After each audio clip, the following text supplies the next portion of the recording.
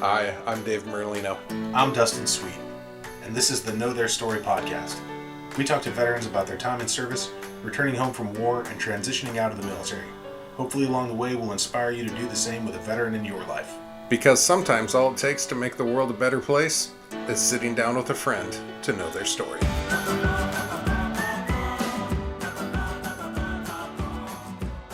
All right. Welcome back to another week of the Know Their Story podcast. Welcome back, everyone. Welcome back, Dustin. How you doing? Welcome back, Dave. I'm doing great. Good job getting our name right this week. Yeah. That's two in a row for you. Yeah, just a slight little pause where I was like, I'm getting old. No. But a very nice episode this week. We are visiting with the United States Navy.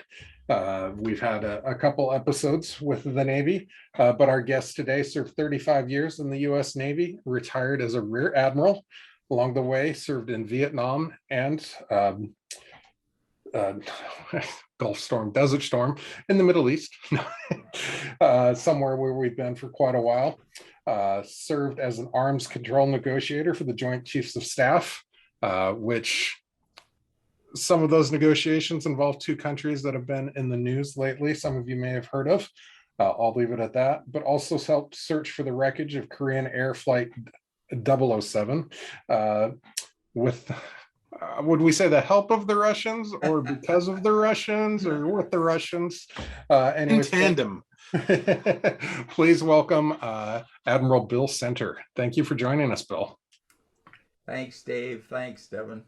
Dustin. Add another one to Devlin. We're doing great.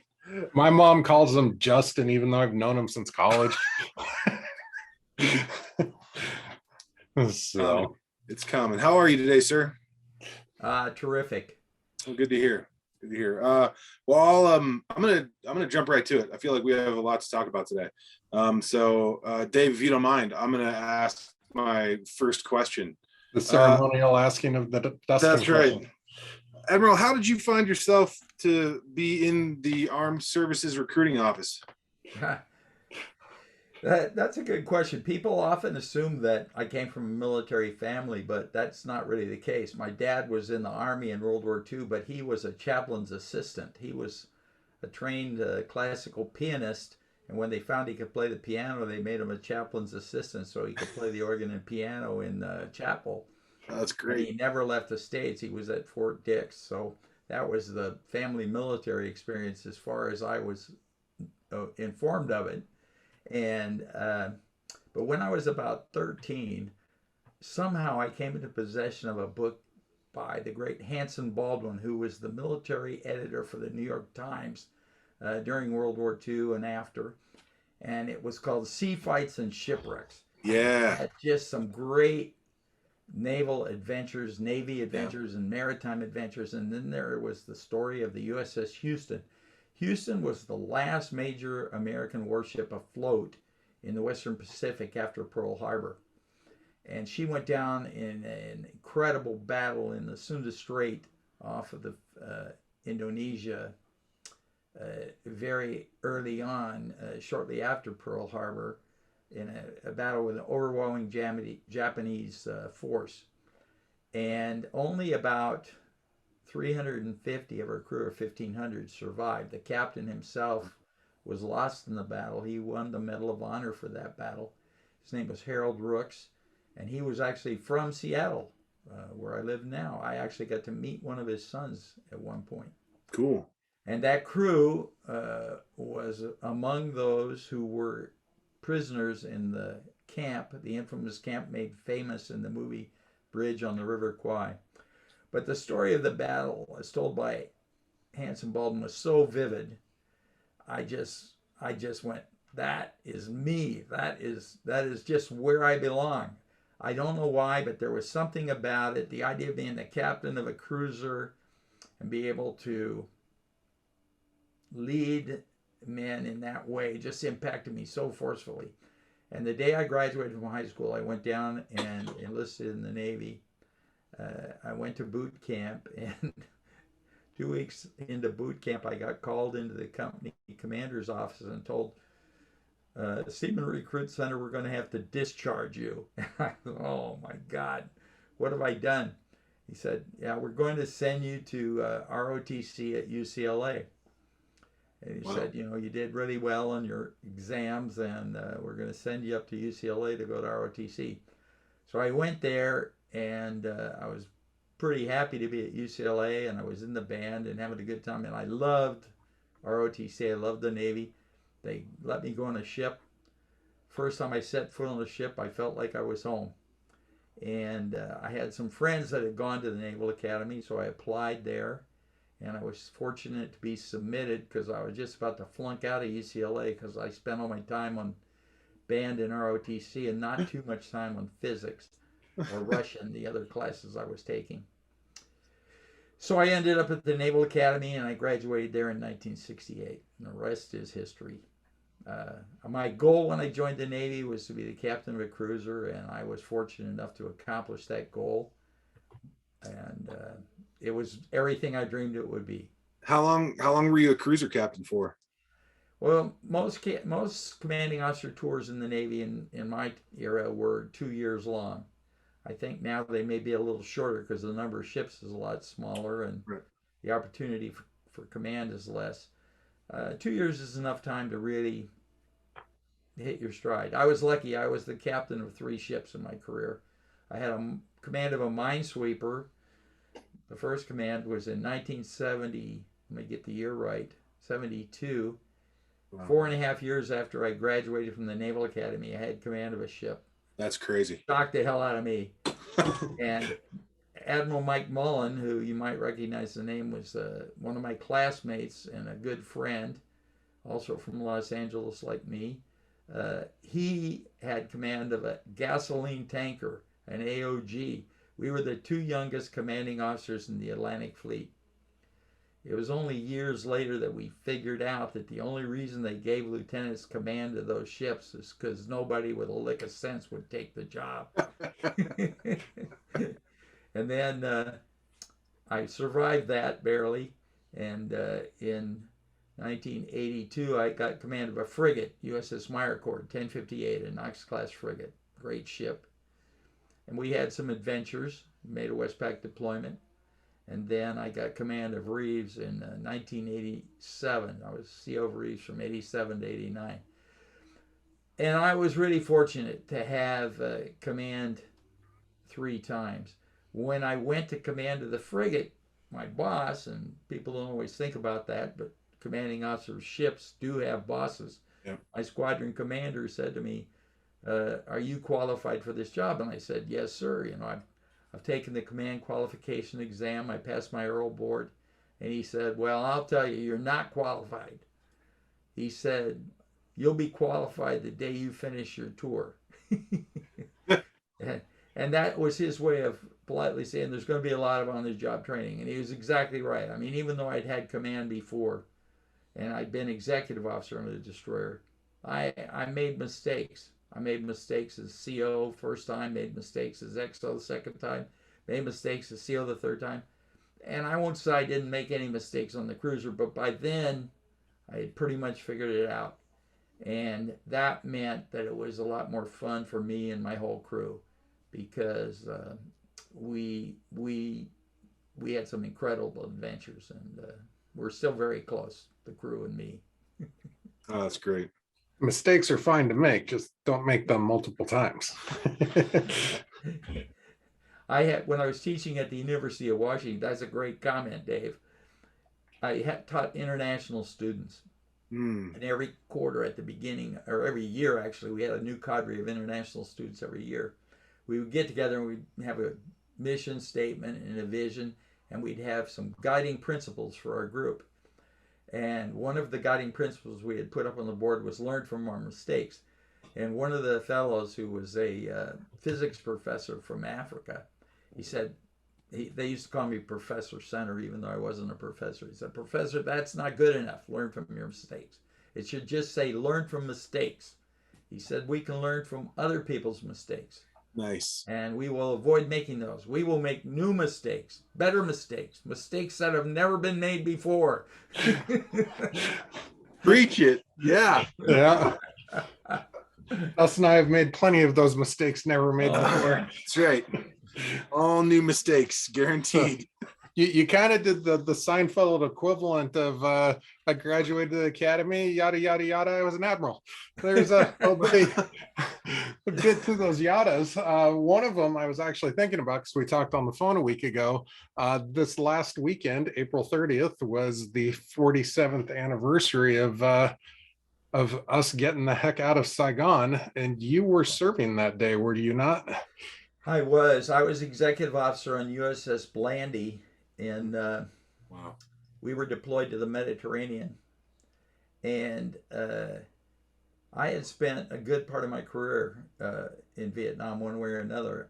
When I was still at the Naval Academy, we had the opportunity to go to Vietnam for our summer training. Believe Oh, wow. it or not, it's kind of incredible. Now people just shake their head and go, "They did that?" I mean, a group of about 40 midshipmen that were just starting their final year. We embarked on an aircraft in Andrews Air Force Base. We flew to Kansas, then we flew to Travis Air Force Base in California. We flew to Hawaii. We flew to Guam. We flew to the Philippines, gassing up along the way and no sleep. And we were on like an Air Force cargo plane. I mean, it was miserable. And we got off there immediately on a bus, went off of a bumpy road that some people listening to this will recall from Clark Air Force Base to Subic Bay in the Philippines. It was just getting dark, and they pulled up to the brow on the USS Sacramento. We climbed up on the brow, and as soon as we were on board, the ship got underway. Sacramento was a replenishment ship. It was what we called an AOE. It carried ammunition, fuel, and even some food. And it was special because it was fast as hell. We had 4 of those AOEs, and they could keep up with the aircraft carrier. So if the aircraft carrier had to go somewhere in a hurry, those ships could go with them, and they carried jet fuel and bombs and stuff, so they could really help. So they were real war-fighting ships, even though they were supply ships. Anyway, they speeded out to Yankee Station, which was in the middle of the Gulf where the 3 Navy carriers operated, and we heeled off Sacramento on board the John Hancock.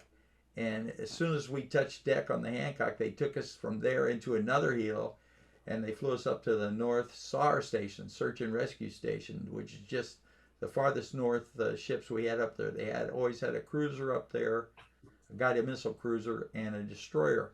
They dropped us on board, me and one of my classmates, Steve Froggatt. They dropped us onto the USS Feckler, and we spent the next 45 days. First of all, we were chasing the cruiser around. I think it was Sterrett that was there at the time, the cruiser Sterrett. And then after about 2 weeks of that, we went in and did what we called Operation Sea Dragon, which was naval gunfire off the coast of North Vietnam, not South Vietnam. I mean, we were in there exchanging gunfire with the North Vietnamese. And it was a big adventure for me because, we were in actual combat and there were bullets whizzing by. I remember the first firefight we were in. I was up on the signal bridge and I could hear the sound of the bullets coming in, the big, short artillery coming in. And the thing that surprised me was how much they sounded like the bullets sound in the movies.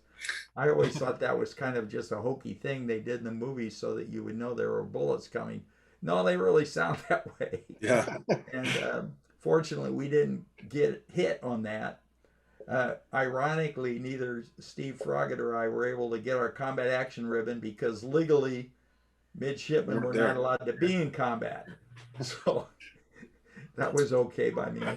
Yeah. And he went back, we did some more adventures in Westpac, and then we were back at the academy. And by then I was a destroyer man through and through. I went, man, first chance I get, I'm going to go. And not only that, but I want a ship that's based in the Western Pacific. And I selected at service selection USS Henry W. Tugger, which was another Gearing class ram destroyer. And these are old World War II, so they were long in the tooth, but they were the workhorses there. And she was based in Yokosuka, Japan. and we would deploy from there for usually like 90 days at a time, sometimes a little less. Go down, spend 45 days in the combat zone doing whatever they wanted us to do, and then we would go for a liberty port. And our CO had been the naval attaché in Hong Kong on his previous tour, so whenever he got to ask for liberty port, he always wanted to go to Hong Kong. And I loved Hong Kong, so that was fine by me. We'd go to Hong Kong and then we'd turn around, go back to the combat. We'd spend like usually 4 or 5 days there and go back to the combat zone for another 45 days. Turn around, go back to Yoko, 2 weeks, 3 weeks in Yoko, turn around, do the whole thing over again. And I loved it. I mean, because it was training. I learned so much, and it doesn't surprise me that there was another guy that was a JO with me on there, a guy by the name of J.B. Hinkle, who also was selected for Admiral. And that, I think, had a lot to do with the great training we got during that first assignment on board the Henry W. Tucker. Cool. Anyway, I went to destroyer school, our department head school, and I wanted to be in San Diego since I'm a Southern California boy, and we had a new son on the way. And so I asked to be chief engineer on an old destroyer just like the one I'd been on. And lo and behold, I got those orders, went there, bought a new house, all good. 2 months later, they changed the home port of the ship to Yokosuka, Japan. Turned right around and went back for another tour, and it was a good thing. And then that was the end, really, of my time in Vietnam. So between 1967 and 1972, I was there a lot of the time. I was in country a few times doing liaison missions and things like that, and traveling to and from the ship. I'm going to tell you one sea story. I can't avoid it. My last time coming out of there on my way back to the States to get command of the minesweeper, they sent me in to Da Nang, and I caught a ride on a C-130 down to Tan Son Nhut. Got in the BOQ there. The only flight to Japan every day was a medevac that left at midnight. So I got my name on the list, but there was a quarantine, and you couldn't come or go from the Air Force Base or be around town after 10 p.m. So I had to be at the base by 10 p.m. First 2 nights, didn't make the cut, didn't get on the plane. The third night, finally I made it on the plane. So I'd been sleeping in the airport for 2 nights. At 6 a.m. I'd wake up and go back to the BOQ and try to get some breakfast. It was kind of crazy. Well, I went up, and back in those days, we all carried a yellow shot record with us, along with our orders, and we had to show our shot record. Well, I showed this young NCO behind the desk there at Tan Son Nhut my shot record, and he said, "Well, I'm sorry, sir, this shot is out of date." I said, "Wait a minute." It was 1 day out of date, and I was so ticked. I said, "Do you have a pen?" He said, "Well, yes, I do." I said, "Can I borrow it?" And I took it, and I don't remember what the numbers were, but I changed the number, and I made it so that it was like 2 days from being expired. That is I said, "You better check it again." He said, "Oh, I see. I must have made a mistake." I said, "I promise I will get the shot before I fly back to the States," which I did. But that is some fine attention to detail on his part. Fine attention to detail. I never got involved in any in-country combat there, but I did get subjected to the in-country conditions, and they were hard enough to make me really respect the guys that were there. Anyway, let me finish that story to your question.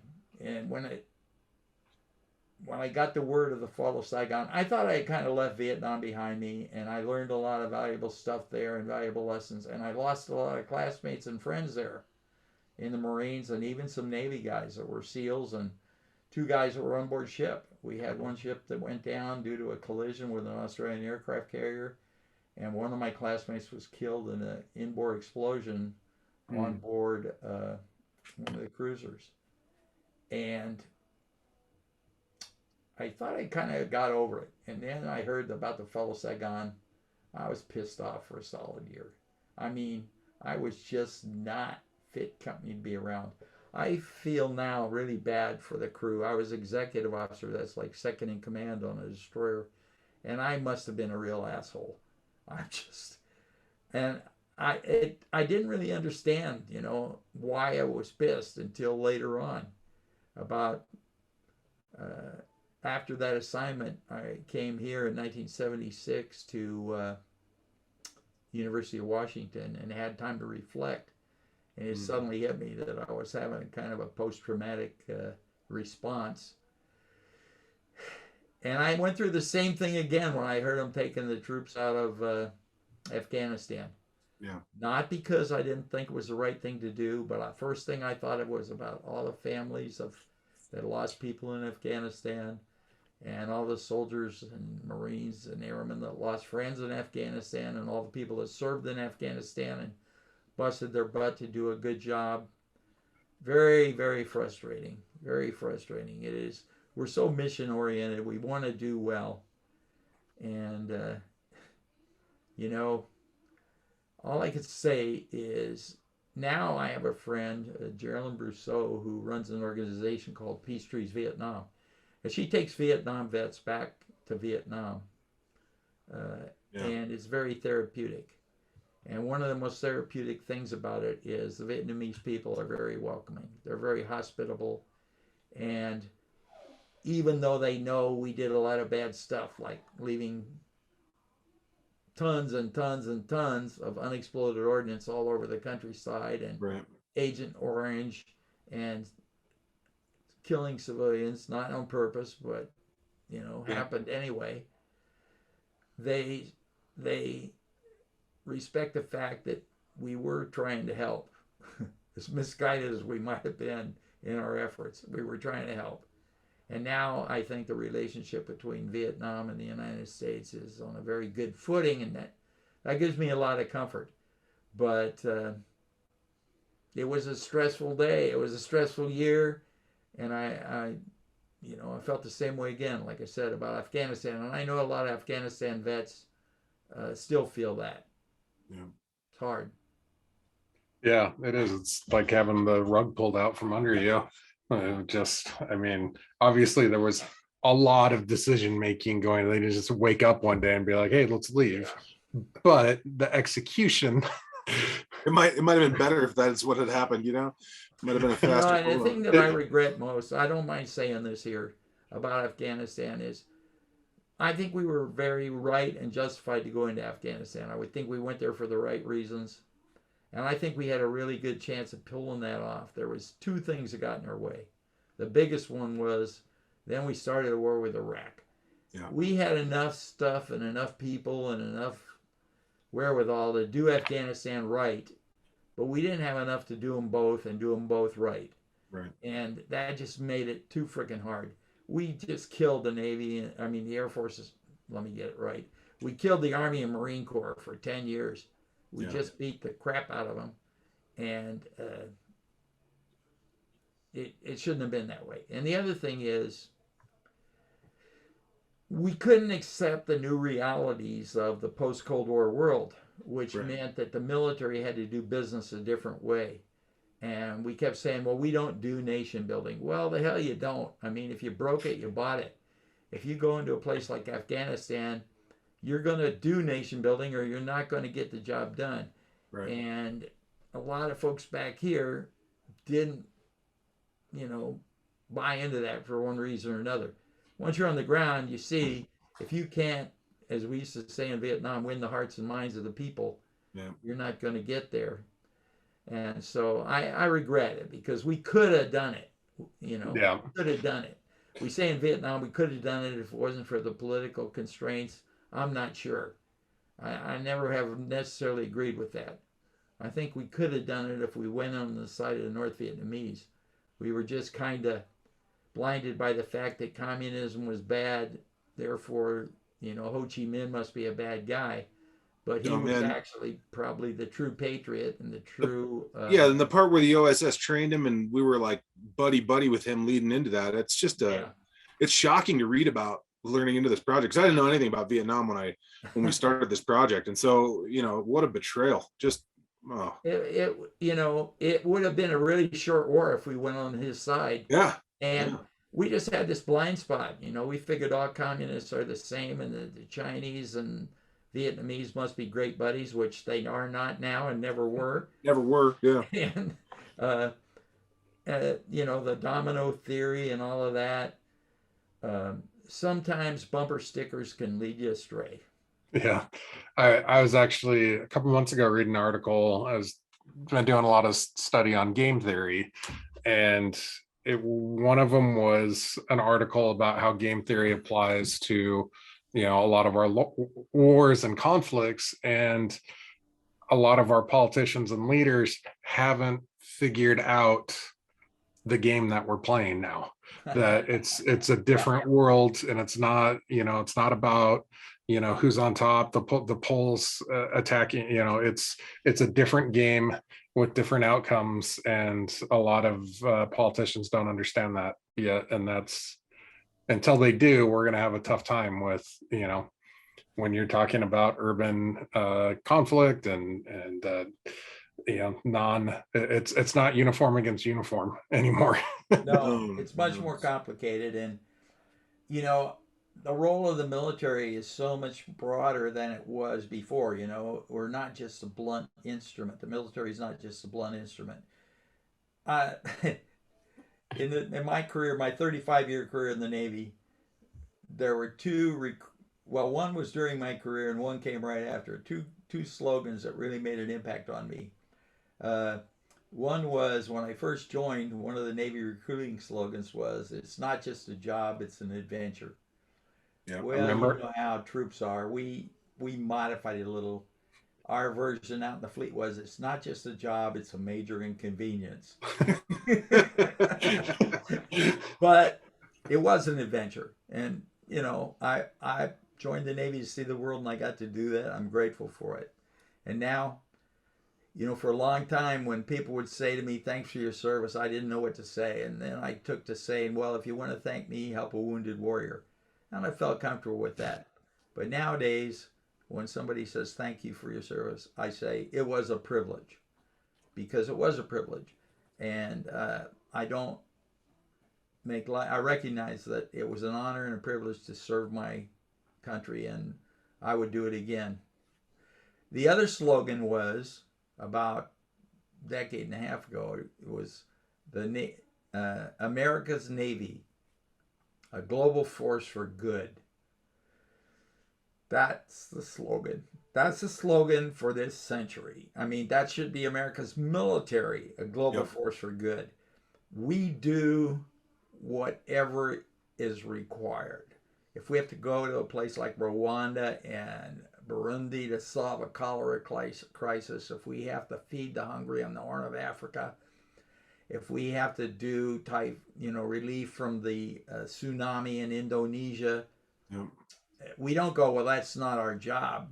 We go there because we can do things nobody else can do, and we can do it better than anybody else.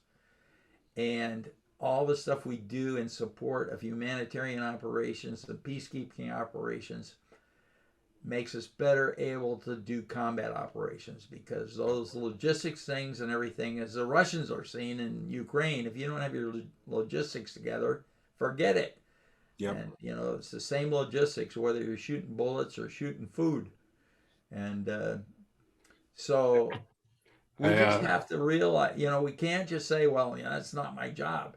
I saw an interview, and it's really I can hardly even tell this story.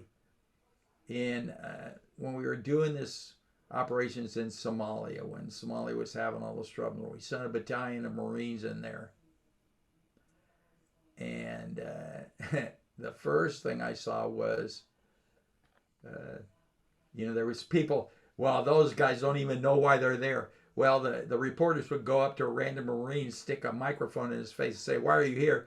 And man, they could tell you just right to the point. "We're here to keep the peace and make sure these people get taken care of and get food." And, anyway, one of the Marines that got killed there. And so they went and stuck a microphone in his father's face and said, "Well, how do you feel about your son dying in Somalia?" My father said, my son died trying to feed the hungry. He said, there's a lot, so there's few more noble things that you could die for. He knew what he was doing, and he wouldn't have had any regrets, and he doesn't want us to have any regrets. We're sorry, but he was doing something important, and that's hard. Not everybody's turned that page yet. Yeah. Yeah, and people see the military and it comes up, there's detractor. I won't get into the names. I'm sure everyone can guess. There's detractors in Congress who always want to go after the military budget, as if everyone in the military is an 11 Bravo infantry grunt waiting to go to war. Yeah, a lot of our budget is hospital ships and medical staff, and we're the first ones there, like you're saying, for when in Malaysia and everywhere else. Like you can use a reverse osmosis water purification unit for a lot of good things besides just combat. Yeah. And when I hear people that want to cut the military budget, I would tell them I agree. We should cut the military budget, but we have to be very careful about how we do it. And I'm reminded when I was a kid growing up in California and Los Angeles, we had a bishop in our church, and he said one time, I just wish more of the people who were criticizing the church were members of the church, because then they'd really know what's wrong with it. And, there's plenty of guys, I bet you couldn't find a military guy around who couldn't say, well, we could cut this or we could cut that. Right. There's places we could make cuts. And interestingly enough, a lot of the cuts that the military guys would like to make are things that the congressmen don't want to cut. Right. Back 20 years ago, we were still building tanks that the Army didn't want because Congress didn't want to close the tank factory. Yeah, because it was in their district. Yeah, so it's tough.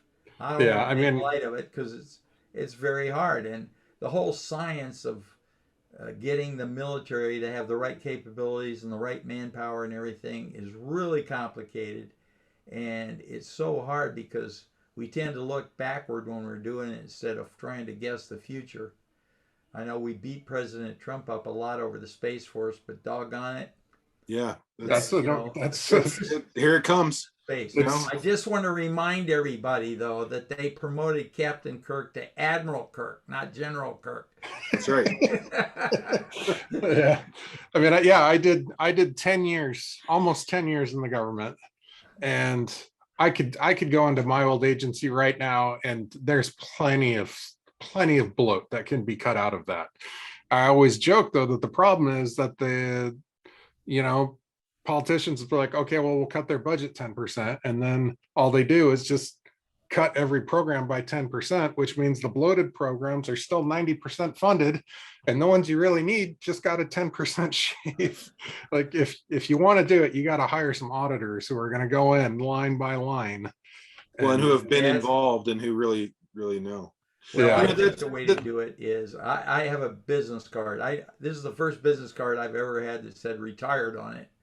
And if I could, I'd hand you one. But on the bottom it says, nothing is impossible to the person who doesn't actually have to do it or pay for it.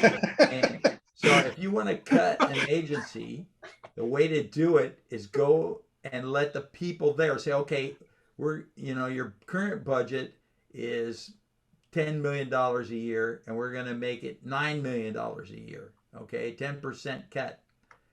You guys come back and tell me how you want to spend the $9 million and how you want to organize and get that job done. We did that here in the Navy in the Pacific Northwest, 1995 when I came here. The day I came, before I came, there were 13 major commands here that all reported to somebody outside of the Pacific Northwest. Whether it was in DC or Hawaii or San Diego or somewhere. And I'm talking like hospitals, ammunition depots, supply centers, air station, a submarine base, a shipyard, a nuclear repair facility, all different. And the Navy sent me out and said, you take charge of all of those guys and integrate them into one business. And to help you do your job, we're going to cut your budget 10% every year. Nice. Holy cow. And, you know, for about the first 3 months, I was very resentful of the budget cuts. But then I realized that if it wasn't for the budget cuts, I couldn't do my job. Because when I told everybody we have to change, the first question to say is why? And the answer for me was, well, because I'm cutting your budget by 10%. And they go, oh, you know, it gets their attention, focuses them. And we worked together, and I did what I said. I asked them how to do it, and we came up with a good plan.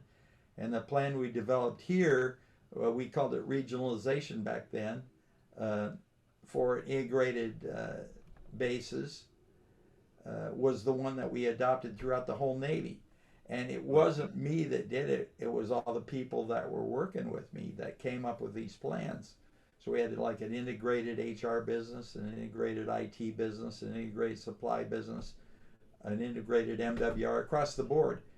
And we did save money, and we did get the job done. And not only that, we didn't just save money, but we were better at the end. We could do the job better because we were working as one team. Right. And it was helpful. Yeah, I joked when I was a supervisor, we had a plane turned around for an emergency. We'll get someone went a little batty on the plane. And of course, you know, when that happens, there's 17 different agencies there. And I'm up there with my officers and I'm trying to get answers. And I literally was on the radio with a phone in one hand, and each of my officers had two phones, just answering people's questions. People who were so afraid that someone would ask them what's going on at the airport and they wouldn't have an answer, that they're, while I'm trying to solve it, are asking me questions. I joked with my chief later. I'm like, everyone who called me because they wanted to be the first to report to our boss that I could have reported to, we can probably just fire. We don't need them. I could have just gone straight to them. So it didn't go over well, but I thought it was One funny. of the other rules I learned in my years in the Navy that has never let me down is the first report is always wrong. Yeah. So all those urgent early reports, you know, if you just catch your breath, let the folks on the scene have time to sort it out a little bit. Yeah. Get a more accurate report. That piece of trust has come up in conversation before. You know, the willingness to trust the guys on the ground. Yeah. And assume that they want the same best outcomes that you do, really cuts down a lot of the worry time. You know, if you can take that breath and step back and say, I think that's one of the strengths of the American military. Yeah. I don't think you'll find that many senior officers that don't trust the troops. Yeah. In a crisis. You know, this is another quick sea story, but it makes the point.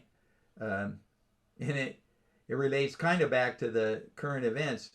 You know, the Russians lost a ship a couple weeks ago, Moscow. Yep.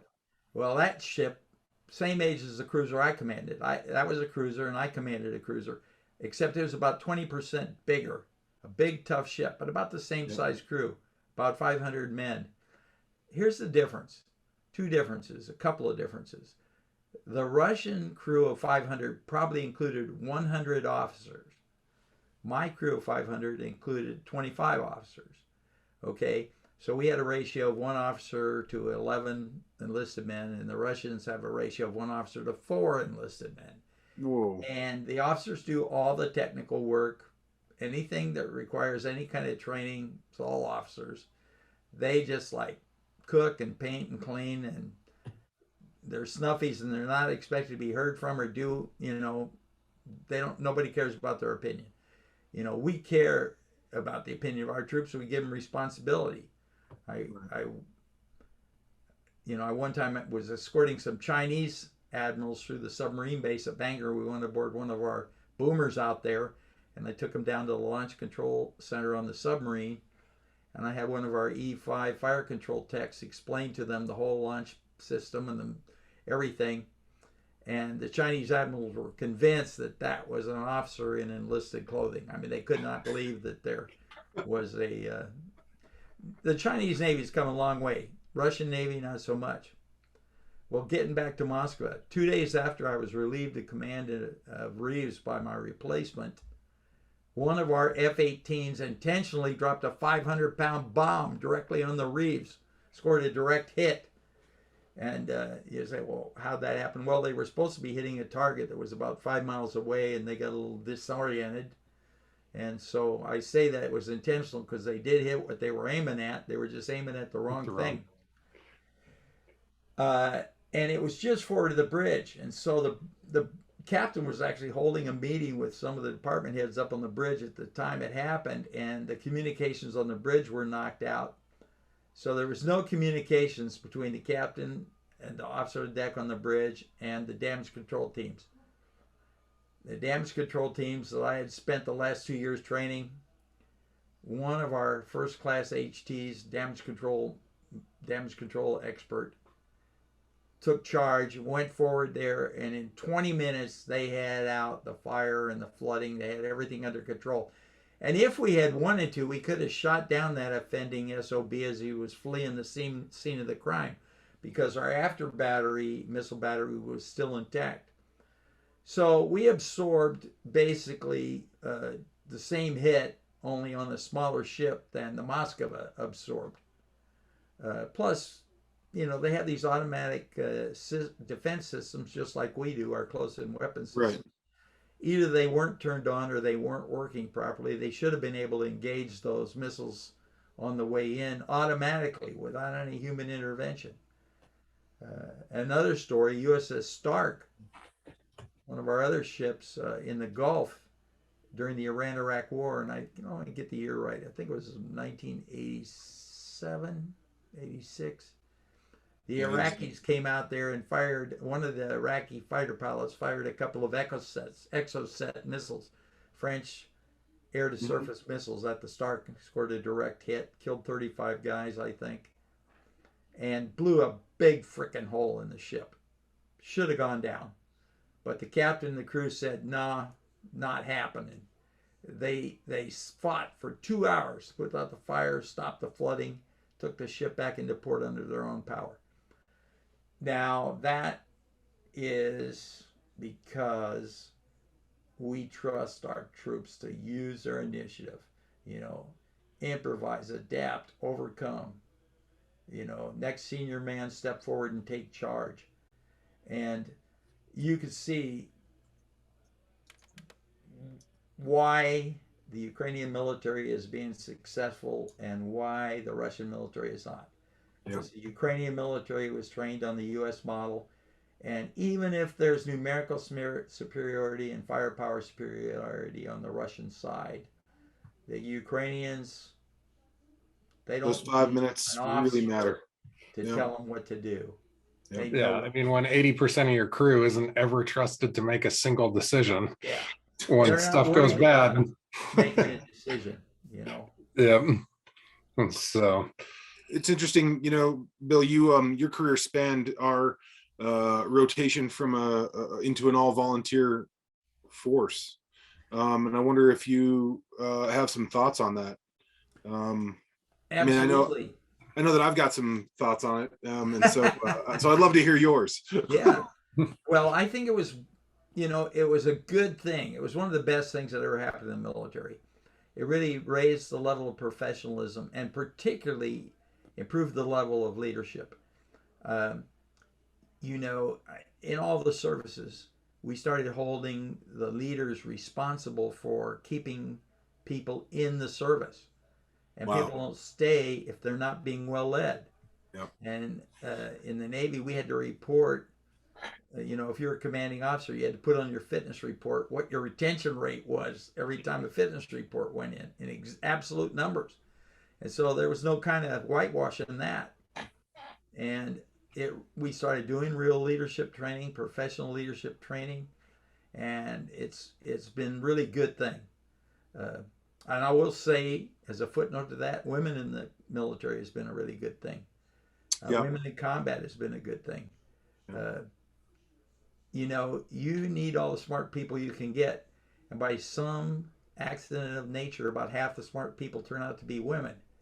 And, they look at the world differently than we do, and they see things we don't see. And, when you're in combat, you need imagination, you need innovation, you need courage. And those women got it in spades. And, I think the military has gotten better across the board since women have been involved at all levels and in every part of the military. But the all-volunteer force, for all its successes, and I like to say it has succeeded far beyond the success, the projections of the most forceful proponents of the idea. It was better than anybody ever thought it would be. And people thought it would be okay, but just way beyond that. And so nowadays, when we hear calls for return to the draft, there's not a lot of enthusiasm in the military ranks, because we don't need any more people. We just need the best people we can get. And we can afford to be pretty choosy about who we bring into the military these days, and that's a good thing. I think what that call for return to the draft is really reflecting partly is one of the unintended consequences of the all-volunteer force is a growing gap in some respects between the military culture and the civilian culture. So many people don't have anybody or know anybody that served in the military anymore. Fewer and fewer people in Congress have served in the military. There's only one member of the Supreme Court that served in the military. And you could go through that list, but it's not good for our country to have that gap there. We need to understand each other. Some of the things I would do to try to bridge the gap is we have some schools, the war colleges in the Army, Navy, and the Air Force. We've got the Marine Corps University back at Quantico. We've got the Naval Postgraduate School at Monterey. They're really outstanding schools. And businesses would pay good money to send their executives to those schools. Yep. And we should take half the slots in our premier schools and open them up for civilian businesses to send their people there. And then we should take the officers that are displaced from those seats and send them to civilian universities. I had the chance to go to a civilian university, and it was eye-opening for me, and it was eye-opening for my classmates in the civilian university. And when I was a young 1976, I came to UW, and my classmates would say to me, "Well, you're not like other military officers." I was constantly saying, "I'm exactly like other military officers. How many officers do you know?" Is that a compliment, or is that? And then when I became an admiral here in Seattle, people were always saying to me, "Well, you're not like other admirals." And I said, "Well, really? Well, how many admirals do you know?" Pretty much like all the admirals I know. And they don't expect us to have a sense of humor or be able to type or know how to drive or I don't know what it is, but it's just that separation between the culture. Right. And it's not healthy, and we need to find ways to overcome it. That's just one suggestion. You could come up with many others. And I think having military people, like when I was here in Seattle, I would encourage my troops to get involved in their churches, get involved in their children's schools, get involved in the Little League, Cub Scouts, whatever's going on, and be part of the community so that they can have some interchange with people that aren't in the military and vice versa, and do some cross-pollination of ideas, because it's really important. I think a lot of people that aren't in the military and don't have any contact think we're all like hardcore professional killers and we got no conscience or whatever. I think it comes out of the movies. Yeah. I'll leave with this. People, there's some movies about the military that are pretty accurate and honest. I think that what was that one called about the Hurt Locker? Yeah. Oh man, that was intense, but that was pretty honest. The best movie about the military when I was in the military was actually Top Gun. And people go, oh, no way. I'm sorry, that was what the culture is like. People don't think we're that loosey goosey and, flippant about things. Military guys, when they're in battle, if you don't have a sense of humor and you're fighting, you're going to lose the war. Yeah. You know that movie? Did you see the movie The Martian? Mm-hmm. It's a Yep. great movie with what's that? Matt Damon. Matt Damon, stranded on Mars. But in the scene where they have the terrible windstorm on Mars, and things are going to hell in a handbasket, they're all joking with each other, And that I loved it because that is exactly the way the military is. And the woman who played the commanding officer of that mission, she was perfect. I mean, she just nailed what a good CO is supposed to be like. She didn't decide on her own what to do. She said, what do you all want to do? And they all voted yes. And she said, okay, let's go get our boy. Yeah. And that was. Well, I mean, we'll talk. Summed it up. Yeah, we'll talk with screenwriters who have written law enforcement movies, police procedurals, but never been in law enforcement, and they'll find out that I was like, "Oh, you read my script?" And I'm like, well, I can't figure out a way to say no politely.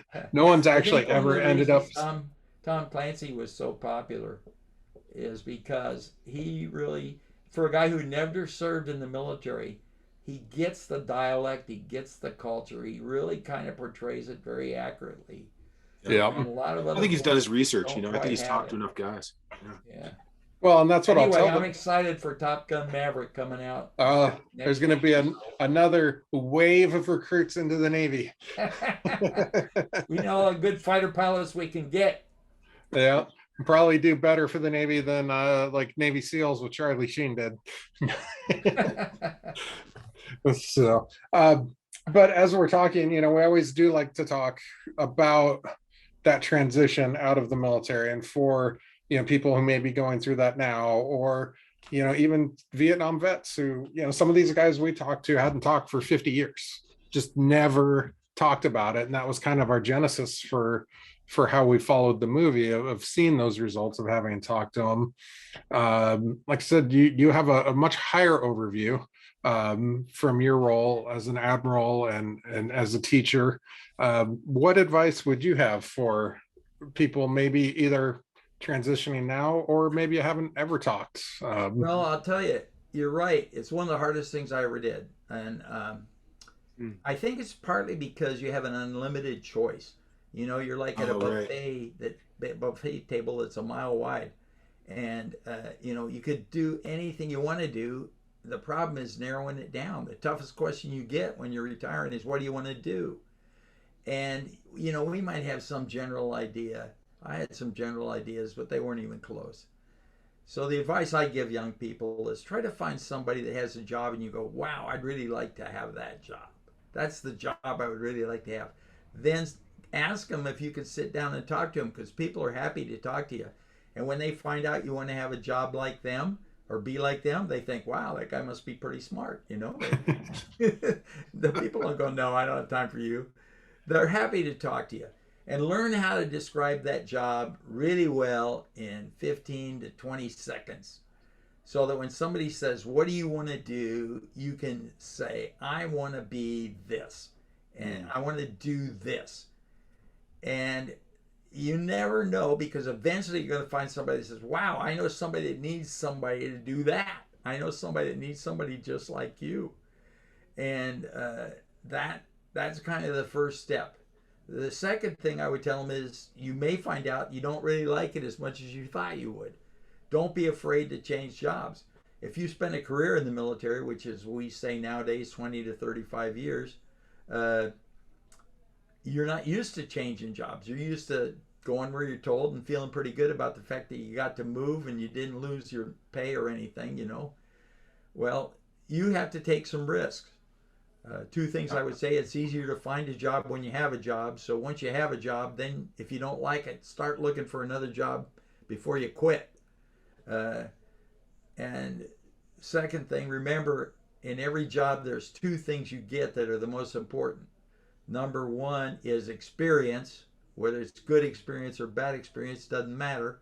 And number two is a good recommendation for your next job. So make sure you leave on a basis where you're going to get a good recommendation for your next job. Uh, in my own case, it took me a while, and I finally found out that I really liked teaching. I didn't expect I would like teaching at all, but I was asked to teach at the University of Washington, and it turned out that I really enjoyed it. And I kept at it as long as I could. And people asked me when I was going to quit there, and I said, when I leave the day I leave the campus in a bad mood, I'll quit. And I never left the campus in a bad mood, I unfortunately. don't know how you could leave UW in a bad mood. Yeah, I know. And the students are just great, especially the grad students. The undergrads all think they're smarter than the profs, but the grad students are mostly smart enough to know that you're there for a reason, and so are they, and you work together to learn stuff. And but I had a stroke a few years ago, and I didn't think I had the stamina to really deliver the product to the students, so kind of took a step back. And it took me 4 tries to finally retire, but I'm comfortable with it now. Anyway, it's not easy, and you're right to ask that question. So I don't know if you've had that similar advice from other people, but No, that is good advice. And it actually, highlight.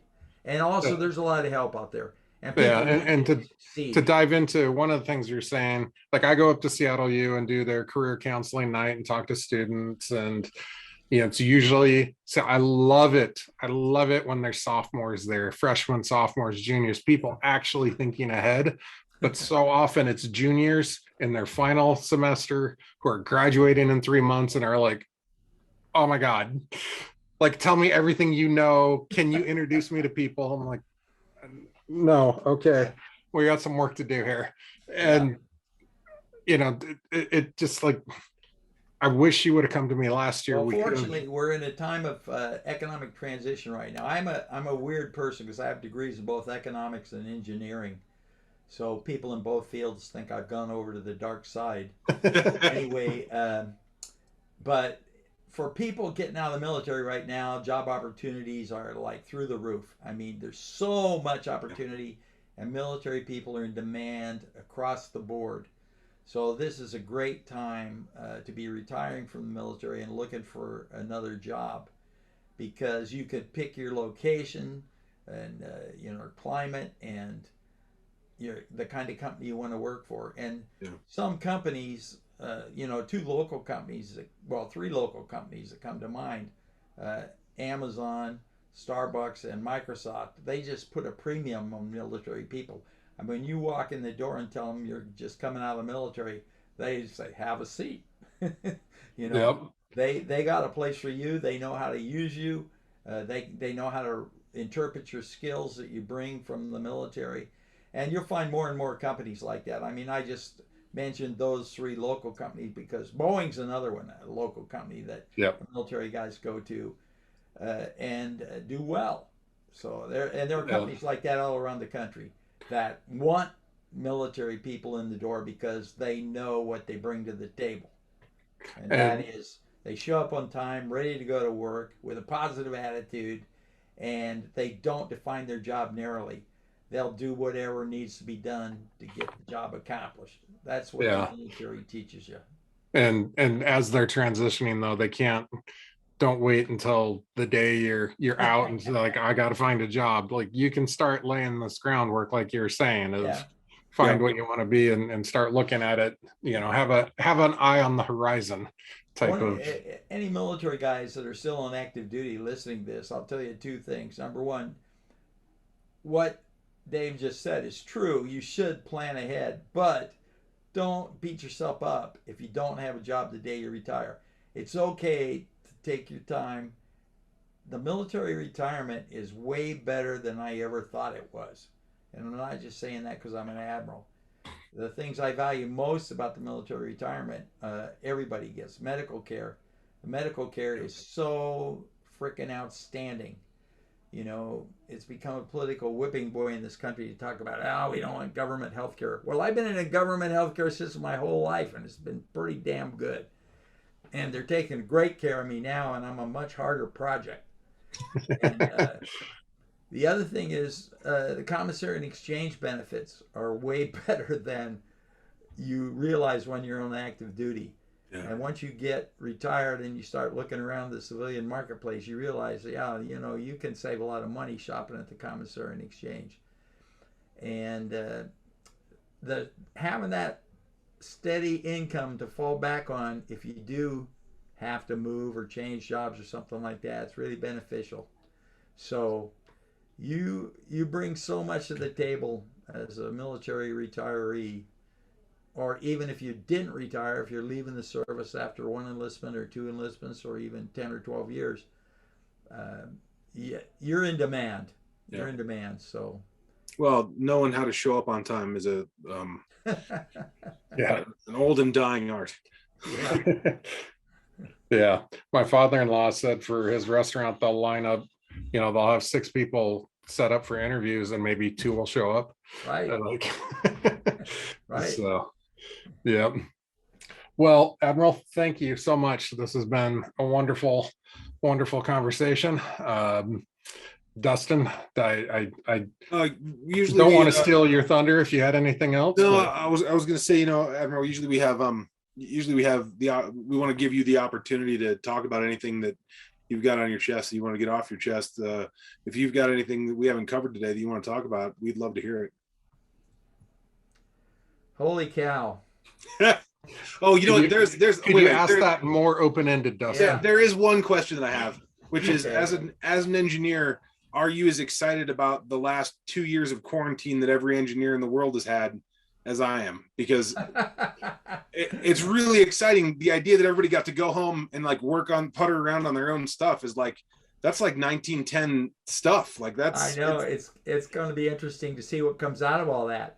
yeah. We may have some new great companies that emerge from the pandemic because engineers and IT guys had time on their hands. Yeah. And it'll be fun. It's going to be interesting to see how the culture transforms. Everybody thinks we're going to quote go back to normal. We're not going to go back to normal. Things are never going to be like they were before. No. We've learned all kinds of new things, like, you know, telemedicine is actually a good thing, and it's okay to have a Zoom meeting. Yeah. You don't necessarily want to do it all the time, but well, but all the big companies in New York are letting go of their leases because they don't need to have people come to the office all the time. Both of my sons are now working from home, and they travel out to their, you know, the other parts of the company that they work with. But one of my sons is a financial analyst for a company in San Francisco, and the biggest bill they had to pay every year was their real estate lease downtown San Francisco, and they went, you know, we can cut back on that. So they cut their space by about 75%, and that's helping their bottom line. But it's going to be transformative the way things are changing. I think we need to realize the military needs to change too. You probably read in the papers there's been some debate in the Marine Corps. The Marine Corps is trying to change, and a lot of the guys that are writing and complaining about it are friends of mine from my generation. And you know, they have included some of my Naval Academy classmates. They all have a point, but none of us knows exactly. We don't know what the future is going to bring. This will be my last point. Yeah. How much did the world change in the last 10 years? Holy cow. Well, it's human nature to think that the world is going to change just as much in the next 10 years. It's not. It's going to change 10 times more. Yeah. We're on an exponential curve, and we are going to have a hard time keeping up with the pace of change. So I'm glad I'm obsolete. And I think what you guys are doing is great, and I thank you for this opportunity to chat with you. Thank you. Thank you for joining us. And thank you to our audience for being with us once again here in season 3. So we keep plugging along. If you, well, I'm going to assume you enjoyed this episode. If you're still here listening, make sure to give us a like, give us a follow, tell your friends, tell your enemies if they'll listen. We really, you know, are equal opportunity. But thank you once again. Dustin, time for your joke that I'm going to cut off. I got one for you this week. It's a knock joke. Knock. Go and stay on the line, Bill. We're just gonna cut this here, but then we'll do a little wrap up. Knock knock. Who's there? Wow. You've been listening to the Know Their Story podcast. If you made it this far, we must be doing something right. Let us know by subscribing to our channel. And think about sitting down with the veterans in your life, because saying thank you for your service should be the beginning of the conversation, not the end.